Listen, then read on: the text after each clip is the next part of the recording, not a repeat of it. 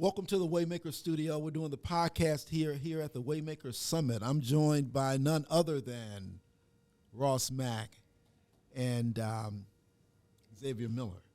Welcome, gentlemen. Thank you. Good to see you here. Thank you. Thanks for having us. Yes, sir. This is the financial conversation because that's what you guys are about. Ross, talk about what you're doing and your brand and what's important.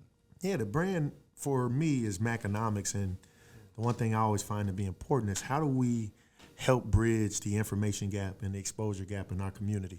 Because I think that is the one true testament to helping us rectify and ensure that our community doesn't have zero net worth by 2053. And so what Macconomics is trying to help make financial literacy more digestible and actually exposing our community to different ways of attaining wealth and managing our money and our finances and building generational wealth. And Xavier, you spend a lot of time, talking to people about the same thing. Talk about Yes, sir. what you do. So I'm the host and creator of a platform called the Millionaire Mindsets Podcast. It's a business podcast, one of the biggest business podcasts in the country, and pretty much the same concept, making the conversation around wealth, like Ross Mack said, more digestible. And just for the showing people that you don't have to be a ball player, a rapper, a singer to really make money. You can be in any job, in any field, and still be financially successful. So I still have a chance because I gave up my rap career and my basketball career. You still have a chance. You still have a chance. So how did you become the biggest financial podcast in the country? How did that happen? God, I can't even.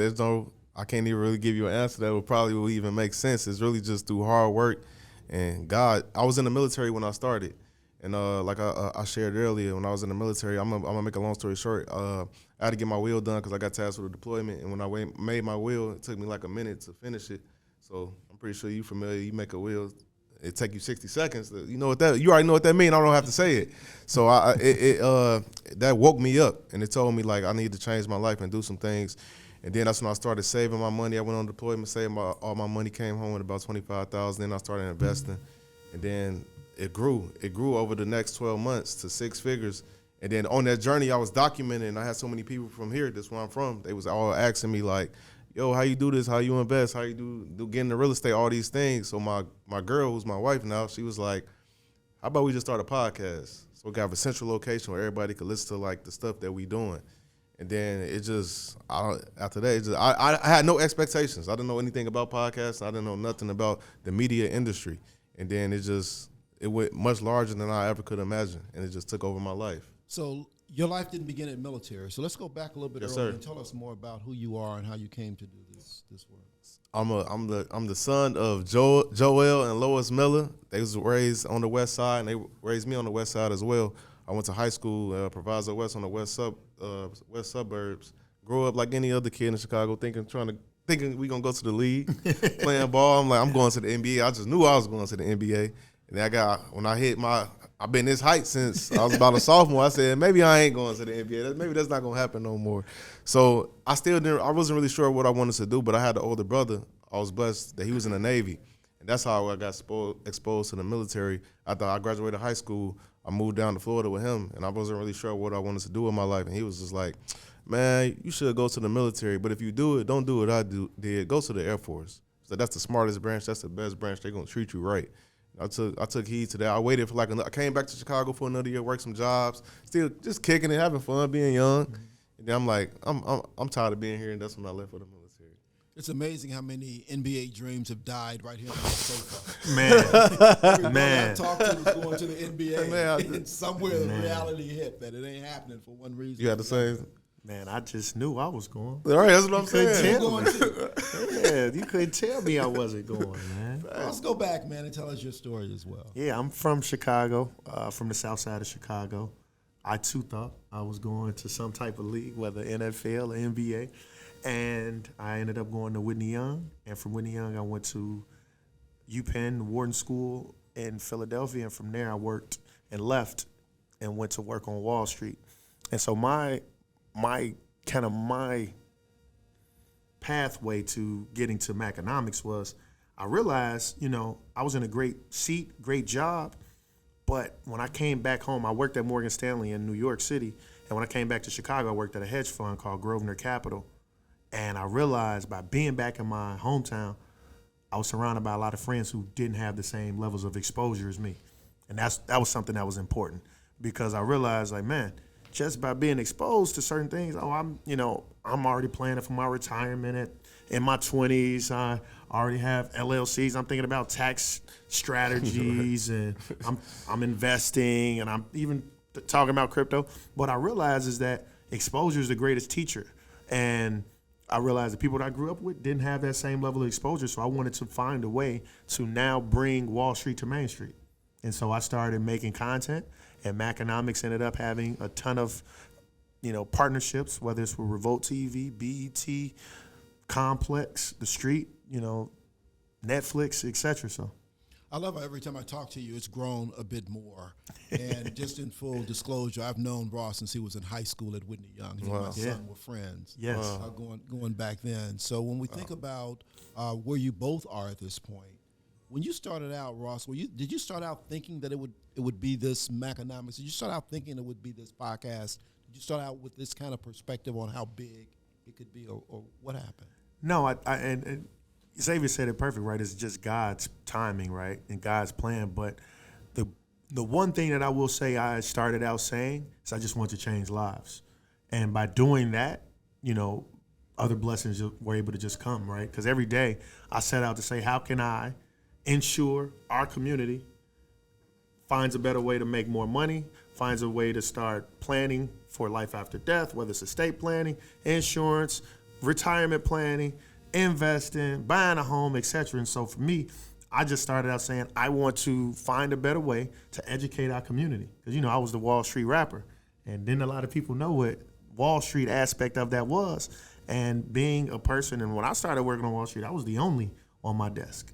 The first, and this is 2012, the only and the first. So I'm like, all right, I'm in some rooms, and it's not the Illuminati, but it's some rooms that don't look like us. I need to be able to bring that perspective back to the south side of Chicago. Look, I love watching young folks go and grow and become successful, and I love it more because you guys just get older, and I don't. So I'm not accepting or recognizing any of that. But when we think about this, and you and I talked about it, but Xavier, you and I didn't. You mentioned, Ross, this where we are as a community getting to zero wealth by 2053, which is what the reports recently showed. They also talked about the trillions of dollars that come into the black community every year that then obviously go out. The real challenge that we have is how do we stop that from happening? And so I'd like to talk to both of you about where we are today, recognizing we're not at zero now with something like $17,000, $18,000. But how do we stop from going from 18 to zero, but go in the proper direction, which is what you both are doing and working towards? That's a great question. I actually just had a really, really long conversation with a elder gentleman just last week about this because I was asking him, I'm like, the expenses, they're going to keep increasing, and they say the average black male, female make around 40 to 45,000 a year. So I'm like, how do we make it possible in this day and time for people to really build? How do you make ends meet? It ain't adding up. And we came to he gave me some explanations. I was like, it was real good insight. He said it's going to boil down to collaboration. He was like, at this point, we have to collaborate. And I think how I see it is, if you online, you probably see like the gender wars going on all the time. Men saying women ain't nothing, women saying guys ain't nothing. But I think it's a trick and one of the biggest traps of this era because at the end of the day, like I said, the average man and women make around 40, 45,000. And expenses are so high. We know that's you really can't get by on 40 grand in 2023. But if you can always talk about collaboration and teaming up with somebody, if you team up with somebody, that's already off the top.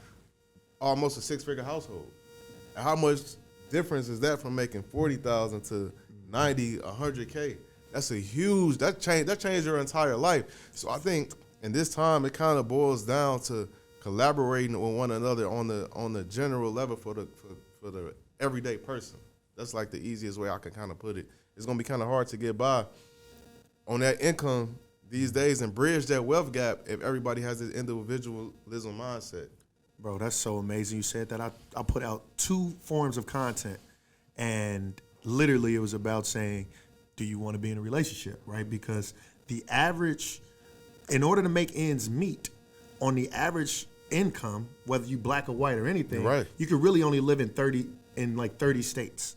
That's crazy. Like the actual, in order to make ends meet, in like obviously Hawaii is the most expensive, and it goes from like Hawaii to Massachusetts, New York, California, and I might miss one of like maybe Florida or something.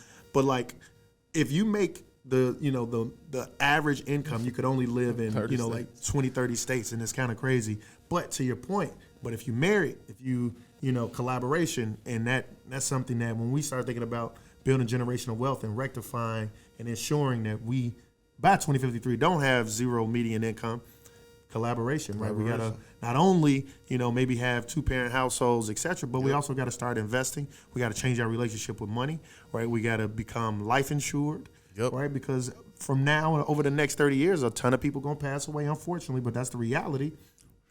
That's 30 years that $500,000, $1 million life insurance policies could, one, rectify that. Two, right, we're talking over the 30 years that the average return over the stock market is going to be 10% annually. So, right, in addition to the cost of living increasing, our money needs to be growing during that time. And obviously real estate, right? Real estate market is at its all-time highs, and who knows? It's probably going to keep going. So I think that over this time, we have to transform our mindsets to becoming owners rather than just consumers, and we got to just find ways to collaborate as well as continue to share the information to give our community the blueprint. I want you all to address this as well. I spent some time at a bank this week. We did a remote podcast with my WVON show from a bank, and there they talked about what banks do, and they had the conversation about capital. And I stepped back and said, let's be clear. Banks don't give capital. Banks give loans. And depending on where you are and how you get to whatever that point is, maybe you need to borrow at this point to hang on to more capital, hang on to more equity as you grow your business versus just taking a loan and always having to pay that back and never really owning it. Love for you to address the aspect of entrepreneurship, what that means and what it means to get capital and growing businesses in order to build wealth within our community.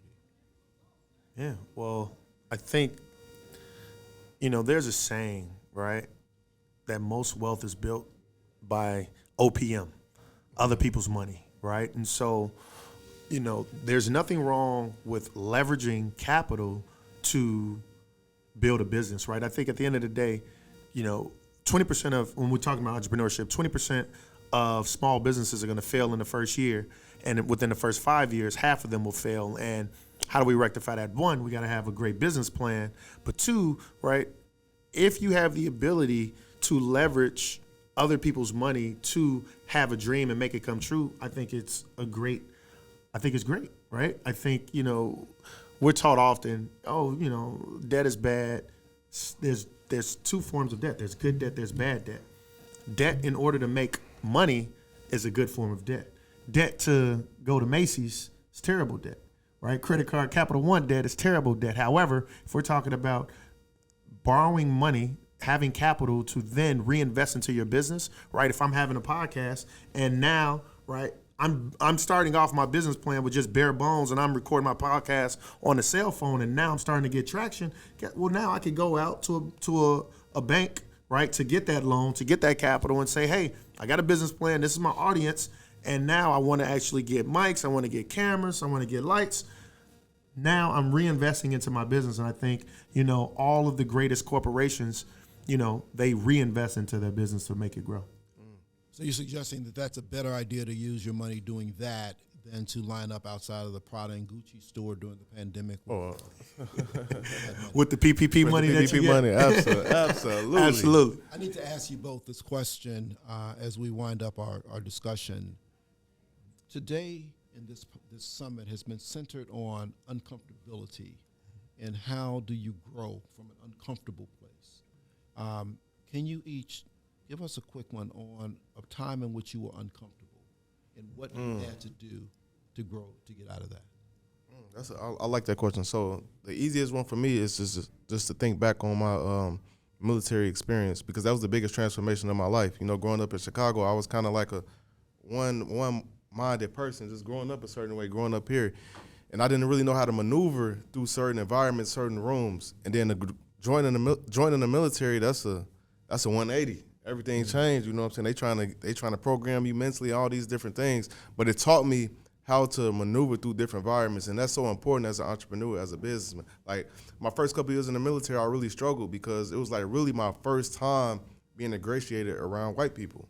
So going to Chicago, a real segregated city for real. Like you around black people, you around black people. So this is my first time around white people, and I really struggled. I didn't know how to adapt. I'm thinking like, man, do I got to be somebody else? It's like, no, I could be me. So, but I was extremely uncomfortable. But that uncomfortable moments and those lessons I learned, it taught me it's priceless, all the things it taught me. And I think that really will help me propel when it comes to business and doing what I'm doing today. Appreciate that. How about you, Ross? I think fatherhood is one of the things that makes you have those uncomfortable conversations, and you got to just hit it head on, right? Fatherhood is like, okay, I'm here to be a provider. I'm here to be a great man, a father figure, but guess what? I'm not going to be here all the time. So that one uncomfortable conversation was, well, yeah, let me get my life insurance right. Right? Okay, well, okay, what's estate planning looking like? What's life, like you have to have those conversations. I think too often we had a conversation when it's too late, right? And I think, far too often in our community, we see GoFundMe's as a form of life insurance when it's not, right? And I think that, at some point, we're going to pass away, but I want to be able to have that. I want to ensure that I'm giving my kids information as well as capital and a legacy to give them the freedom so that they can, live life the way they need to. Love it. Xavier Miller, Ross Mack. Yes, sir. Thank you both for joining me here on the Waymaker podcast. Thank you. Much success to both of you. Thank you, sir. Man, Appreciate thanks the for opportunity. having us, boss. Thank you.